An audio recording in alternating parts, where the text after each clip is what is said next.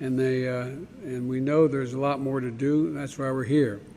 For decades, scientists have warned of extreme weather would be more extreme, and climate change was here, and we're living through it now. We don't have any more time. I hope no one, I've been on the telephone or on the road an awful lot between California, Idaho, New Orleans, not New Orleans, Louisiana, but in New Orleans, Mississippi, and, here. I mean, every part of the country is getting hit by extreme weather. And we're now living in real time what the country's going to look like.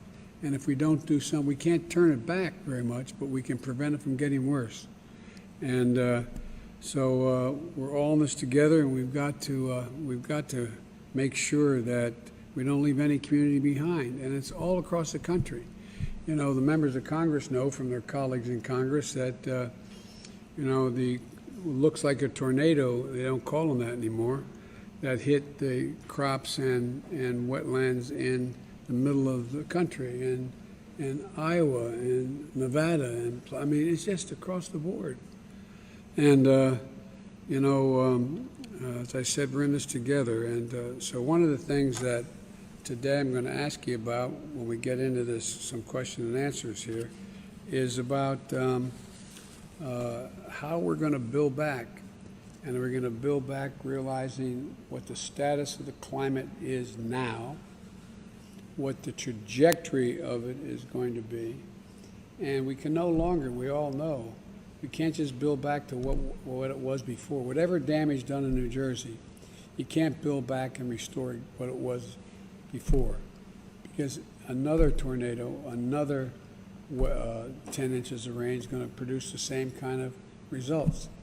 So I want to talk a little bit about the specifics, about the things you think you would need, not just to get back to normal, but to get back to a place where if it happened again, the damage would be considerably less.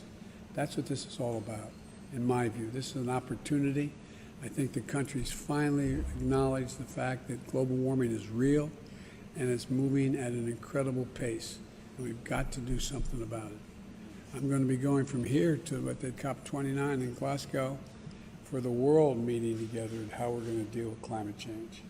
And I think we're at one of those inflection points where we either act or we're going to be in real trouble. Our kids are going to be in real trouble. So I want to thank you, and I yield back to you, Gov. Thank you, Mr. President. Amen to all. And again, we can't thank you enough for being here, for all your support. Another person who we're going to